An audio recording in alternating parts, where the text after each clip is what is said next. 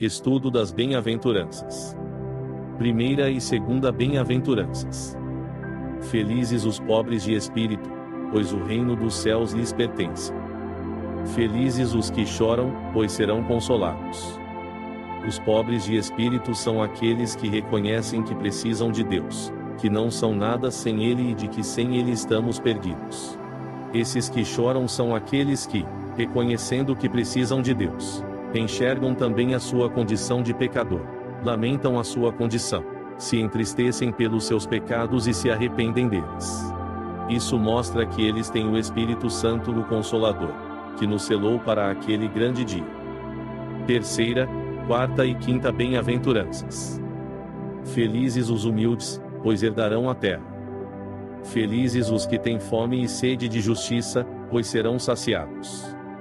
Felizes os misericordiosos, pois serão tratados com misericórdia. Para falar sobre humildade, vamos ler o Salmo 37, 1 a 11. Não se preocupe com os perversos, nem tenha inveja dos que praticam o mal.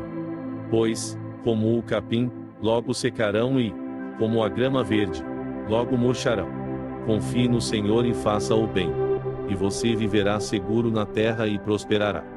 Busque no Senhor a sua alegria, e Ele lhe dará os desejos de seu coração. Entregue seu caminho ao Senhor, confie nele, e Ele o ajudará.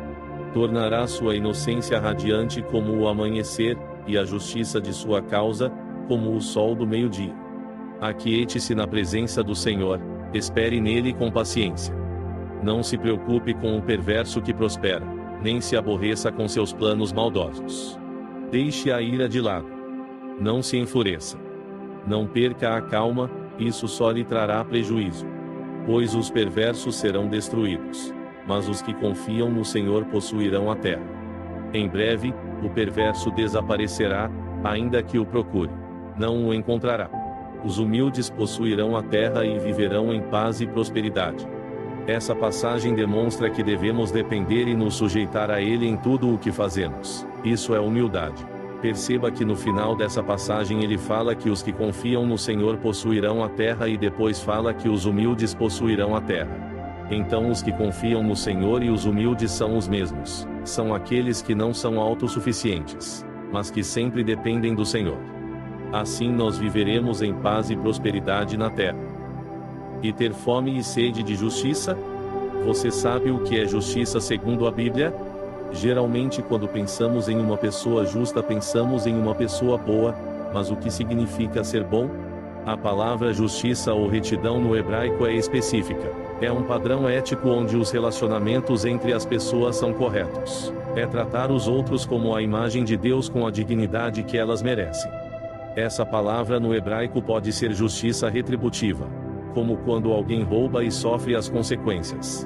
Mas na Bíblia quase sempre se refere à justiça que restaura. Significa ir mais longe. Procurar ajudar pessoas vulneráveis que estão sempre sendo exploradas. Alguns chamam isso de caridade. Mas essa palavra envolve muito mais que isso. Significa tomar medidas que defendam os vulneráveis. Alterar estruturas para prevenir injustiças. Praticar a justiça é um modo de vida radical de quem pensa primeiro no outro, e você encontra essa ideia na Bíblia toda. Como em Provérbios 31, 8 a 9, onde está escrito: fale em favor daqueles que não podem se defender, garanta justiça para os que estão aflitos. Sim, fale em favor dos pobres e desamparados, e providencie que recebam justiça. E o que significa isso para o profeta Jeremias? Assim diz o Senhor: sejam imparciais e justos. Ajudem os que são explorados e os livrem de seus opressores. Abandonem suas maldades. Não maltratem os estrangeiros, nem os órfãos, nem as viúvas e parem de matar inocentes. Jeremias 22:3. E em Salmos 146, 7 a 9, faz justiça aos oprimidos e alimenta os famintos. O Senhor liberta os prisioneiros. O Senhor abre os olhos dos cegos. O Senhor levanta os abatidos. O Senhor ama os justos.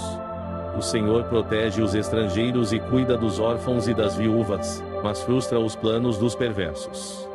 Então ele frustra os planos dos perversos. A palavra hebraica para perverso ou ímpio significa culpado ou errado. Se refere a alguém que maltrata outro ser humano ignorando sua dignidade como imagem de Deus. A justiça e a retidão são muito importantes para Deus e Ele sempre vai nos ajudar a fazer a vontade dEle, e como cristãos esse deve ser nosso desejo. E os misericordiosos? Uma das características mais importantes de Deus e do próprio Senhor Jesus é a misericórdia, e misericórdia significa miséria de coração. É ter compaixão do próximo e ajudá-lo com amor sempre que precisar. E o que seria de nós se não fosse a misericórdia de Deus? A Bíblia diz que é pela sua misericórdia que nós não somos consumidos. E como filhos de Deus somos chamados a também demonstrarmos misericórdia como o próprio Senhor Jesus também disse em Lucas 6,36. Sejam misericordiosos, assim como seu Pai é misericordioso. E Tiago ainda nos dá um alerta sobre como não devemos tratar misericórdia como algo banal. Em Tiago 2,13 ele diz bem assim: não haverá misericórdia para quem não tiver demonstrado misericórdia.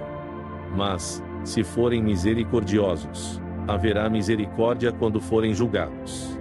Aqui também podemos traçar um paralelo com o perdão, que é um dos atos mais importantes de misericórdia. Jesus disse bem assim em Mateus 6:1-4-15: seu Pai Celestial os perdoará se perdoarem aqueles que pecam contra vocês. Mas, se vocês se recusarem a perdoar os outros, seu Pai não perdoará seus pecados. Porque também o que seria de nós sem o perdão de Deus? Se não fosse Jesus ter morrido pelos nossos pecados e ter sofrido em nosso lugar? Esse foi o maior ato de amor e misericórdia de Deus que levou Ele a nos perdoar, e nós, sendo tão agraciados com seu perdão e a sua misericórdia, devemos também mostrar misericórdia e perdão aos outros. E tudo isso é retratado em Mateus 18:21-35. Então Pedro se aproximou de Jesus e perguntou: Senhor, quantas vezes devo perdoar alguém que peca contra mim? 7 vezes? Jesus respondeu: não 7 vezes, mas 70 vezes 7. Portanto, o reino dos céus pode ser comparado a um senhor que decidiu pôr em dia as contas com os servos que lhe deviam. No decorrer do processo, trouxeram diante dele um servo que lhe devia 60 milhões de moedas. Uma vez que o homem não tinha como pagar, o Senhor ordenou que ele, sua esposa, seus filhos e todos os seus bens fossem vendidos para quitar a dívida. O homem se curvou diante do Senhor e suplicou: por favor, tenha paciência comigo, e eu pagarei tudo. O Senhor teve compaixão dele, soltou-o e perdoou-lhe a dívida. No entanto, quando o servo saiu da presença do Senhor, foi procurar outro servo que trabalhava com ele e que lhe devia 100 moedas de prata. Agarrou-o pelo pescoço e exigiu que ele pagasse de imediato. O servo se curvou diante dele e suplicou: tenha paciência comigo, e eu pagarei tudo. O credor, porém, não estava disposto a esperar. Mandou que o homem fosse lançado na prisão até que tivesse pago toda a dívida. Quando outros servos, companheiros dele, viram isso, ficaram muito tristes. Foram ao Senhor e lhe contaram tudo o que havia acontecido. Então o Senhor chamou o homem cuja dívida ele havia perdoado e disse: servo mau, eu perdoei sua imensa dívida porque você me implorou. Acaso não devia ter misericórdia de seu companheiro, como tive misericórdia de você? E, irado, o Senhor mandou o homem à prisão para ser torturado até que lhe pagasse toda a dívida. Assim também meu Pai Celestial fará com vocês caso se recusem a perdoar de coração a seus irmãos. Então nós vemos nessa história o quanto o perdão e a misericórdia são sérios para Deus e a consequência de não perdoarmos e não tratarmos os outros com misericórdia como Ele também nos trata. Jesus disse que devemos amar os outros como Deus nos amou. Fazendo isso permaneceremos no amor de Deus e seremos perdoados e tratados com misericórdia, e essa é a vontade de Deus para nós. Como disse o profeta Miqueias: ó povo, o Senhor já lhe declarou o que é bom e o que ele requer de você: que pratique a justiça, ame a misericórdia e ande humildemente com seu Deus. Miqueias 6:8. Sexta e sétima bem-aventuranças. Felizes os que têm coração puro, pois verão a Deus. Felizes os que promovem a paz, pois serão chamados filhos de Deus. Ter um coração puro e ser um pacificador são duas coisas que andam juntas. como vamos ver em Hebreus 12, 14 a 15. Esforcem-se para viver em paz com todos e procurem ter uma vida santa, sem a qual ninguém verá o Senhor. Cuidem uns dos outros para que nenhum de vocês deixe de experimentar a graça de Deus. Fiquem atentos para que não brote nenhuma raiz venenosa de amargura que cause perturbação, contaminando muitos. Temos aqui que a amargura é um pecado que causa muita perturbação. Então viver em santidade tem como consequência também ser um pacificador. Procurar ter paz com todos. E é também uma das características dos salvos. Pois o próprio Senhor Jesus é chamado de Príncipe da Paz. E nós só conseguimos ter intimidade com Deus através da vida de santidade, e isso é ver a Deus. E como diz em Romanos 12, 17 a 21, nunca paguem o mal com o mal. Pensem sempre em fazer o que é melhor aos olhos de todos. No que depender de vocês, vivam em paz com todos. Amados, nunca se vinguem. Deixem que a ira de Deus se encarregue disso, pois assim dizem as Escrituras. A vingança cabe a mim. Eu lhes darei o troco, diz o Senhor. Pelo contrário, se seu inimigo estiver com fome, dê-lhe de comer, se estiver com sede, dê-lhe de beber. Ao fazer isso, amontoará brasas vivas sobre a cabeça dele. Não deixem que o mal os vença, mas vençam o mal praticando o bem.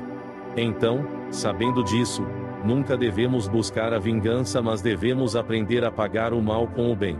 E quando nós deixamos de praticar a vingança e começamos a praticar o perdão, nós estamos promovendo a paz e demonstramos uma vida de santidade.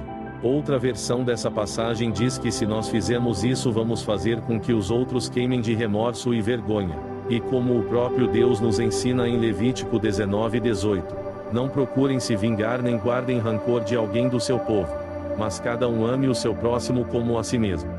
Eu sou o Senhor. E ainda no Salmo 73, 1 diz bem assim: certamente Deus é bom para Israel, para os que têm coração puro.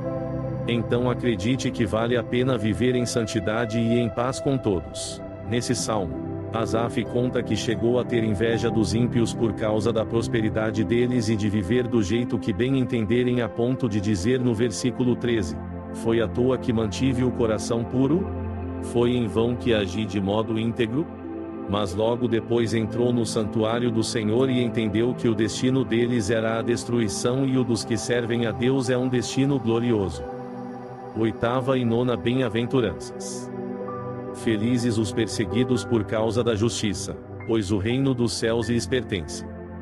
Felizes são vocês quando, por minha causa, sofrerem zombaria e perseguição, e quando outros, mentindo, disserem todo tipo de maldade a seu respeito. Alegrem-se e exultem, porque uma grande recompensa os espera no céu. E lembrem-se de que os antigos profetas foram perseguidos da mesma forma.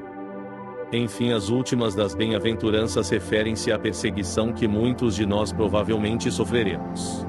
Porque as pessoas odeiam a verdade e elas querem tomar a verdade somente aquilo que lhes convém. E quando as pessoas ouvem a mensagem do Evangelho, uma mensagem que nos chama ao arrependimento, dizendo também que a salvação é somente pela fé e não por obras, as pessoas provavelmente serão contrárias, porque o ser humano é orgulhoso por natureza. Por nós mesmos não queremos nos arrepender e nem aceitar que a salvação não é por nada que tenhamos feito.